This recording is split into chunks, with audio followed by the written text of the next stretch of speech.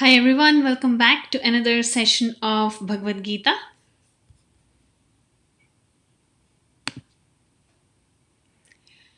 We are doing chapter 1 of Bhagavad Gita, text number 19 and 20.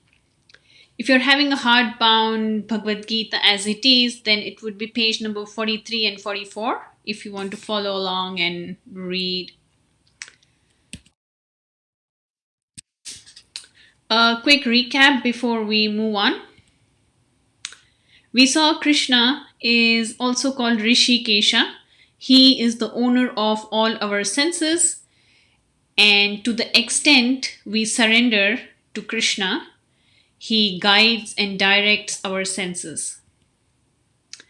We saw blowing of the conch shell on the battlefield of Kurukshetra. Different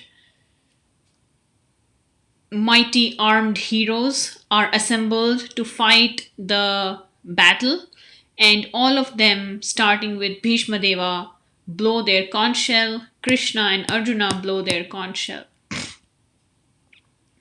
And we saw Sanjaya speaks to Dhritarashtra. Sanjaya is saying that there will be a catastrophe in this war, and all the entire Kuru dynasty is going to be destroyed. And Dhritarashtra, the reason for this is you encouraged your sons in their wrongdoings. Agenda for today is blowing of the conch shells became uproarious. What did Arjuna do next? And we will see a little story of an exchange between Hanuman and Bhima before we hear what Arjuna did next. We'll start with prayers. Om Ajnana Timirandhasya Jnananjana Shalakaya Chakshurun Militam Yena Tasmai Shri Guruve Namaha. I offer my respectful obeisances unto my spiritual master, who, with the torchlight of knowledge, has opened my eyes, which were blinded by the darkness of ignorance. Hare Krishna, Krishna Krishna, Hare Hare, Hare Rama, Rama Rama, Hare Hare. My dear Lord, in the spiritual energy of the Lord, kindly engage me in your service. I am now embarrassed with this material service. Please engage me in your service. Blowing of the conch shell became uproarious. The hearts of the sons of Dhritarashtra were shattered. As Dhritarashtra's sons heard the conch shell that were blew by Pandavas, their hearts were shattered. Why? Because Pandavas had immense confidence in Krishna. Imagine Krishna is the Supreme Personality of Godhead. Without the will of the Supreme Lord, nothing happens. And such a person, that Supreme Lord Krishna, is on the side of Pandavas. Imagine the confidence that the Pandavas had having the Lord participate with them in the battle. And with that confidence in their heart, when the Pandavas blew their conch shell, the hearts of the opposite party, the sons of Dhritarashtra, were shattered.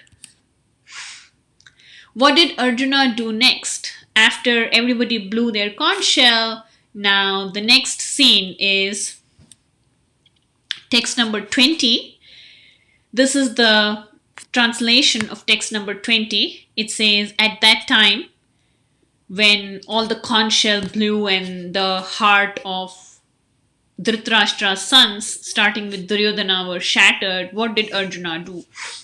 At that time, Arjuna, the son of Pandu, seated in the chariot, bearing the flag marked with Hanuman, took up his bow and prepared to shoot his arrows.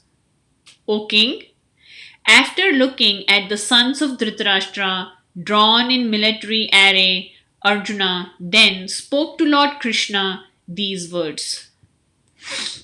So before we hear what Arjuna spoke to Krishna, we will see a little story of Hanuman and the importance of Hanuman on the flag Hanuman on the chariot of Hanuman's flag on the chariot of Arjuna.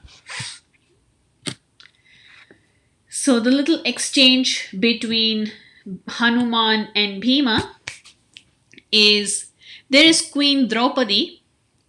Draupadi is the wife of 5 Pandavas, and one day she wanted to have a flower. She wanted a flower, and she saw the flower right up on top of a mountain, and she wanted to gift that flower to Yudhishthir Maharaj. So she said Bhima to please get her that flower. And since the flower was on the top of the mountain, Bhima started climbing the mountain with the club in his hand. And as Bhima climbed the mountain, he uprooted the trees as he was walking along, and he was throwing the trees on either sides. It was making the animals inhabited in that place very scared, and it was making a loud noise. Bhima kept walking like this, and on the way, he met a monkey. And the monkey told him, "Why are you making so much noise? Just sit down and eat some fruits." Bhima was on a mission to get the flower for Draupadi, and he said, "Move out of my way, I need to go." And the monkey said, "I am a very old monkey, I can't move. You can jump over me." And Bhima asked again, "Move out of my way, I need to go." And the monkey said, "Well, you can move my tail and you can go. I'm very old, I'm not able to move by myself." And hearing this, Bhima started to move the tail of the monkey. And as Bhima started to move the tail of the monkey, Bhima, who had the strength of 10,000 elephants, he could not move the tail of the monkey. And Bhima was amazed. He pleaded with the monkey. He said, "Please reveal your identity to me." And the monkey said, "I am Hanuman, the son of Vayu." Hearing this, Hanuman embraced Bhima, and Bhima was happy to meet his brother. Bhima was also a son of Vayu, and he's meeting his brother Hanuman. And Hanuman gave him a benediction. Let's see what's the benediction. Hanuman said to Bhima, "I shall remain present on the flag of your brother Arjuna.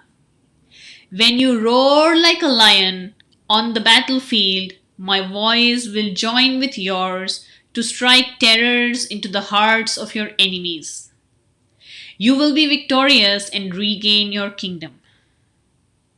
So, this is Hanuman's words to Bhima.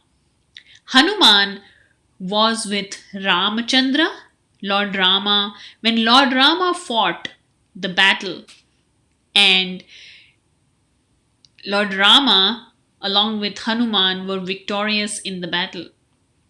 And now Hanuman is promising Bhima that he will be on the flag of his brother Arjuna. And he's saying, when you roar like the lion, meaning when you are blowing your conch shell, my voice will join your voice and it will strike terror in the heart of the enemies. And that is what we saw before, that the hearts of Dhritarashtra's sons were shattered when Pandavas blew their conch shell. Why? Because Hanuman, who gave this benediction, was there on the flag of Arjuna, and Hanuman's voice was joined in the voice of the Pandavas. Okay, summary for today. What we saw is blowing up the conch shell became uproarious. It shattered the hearts of Dhritarashtra and his sons.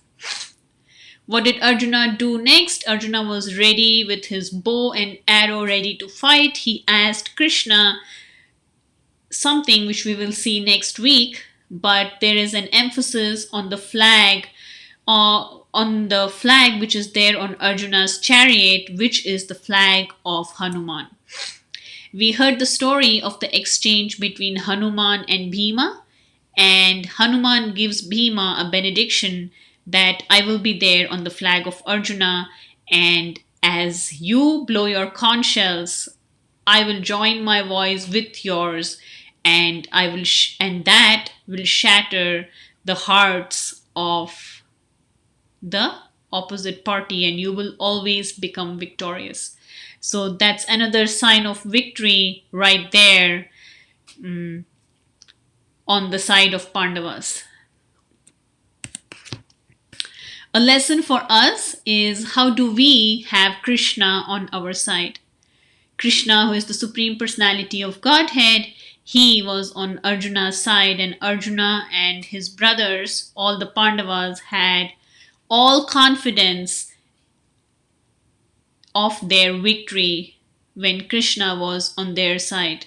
So, question is, how do we have Krishna on our side while we are fighting different battles of our life? By chanting of the holy name. Hare Krishna, Krishna Krishna, Hare Hare, Hare Rama, Rama Rama, Hare Hare. Let's all take 10 minutes every day and chant this mantra, which invokes the presence of Krishna in our life. And this is one way how we can have Krishna on our side while moving with different things, battles, situations, circumstances in our life. So let's all pray to have Krishna on our side while we fight the battles of our lives. You can feel free to text me if you have any questions.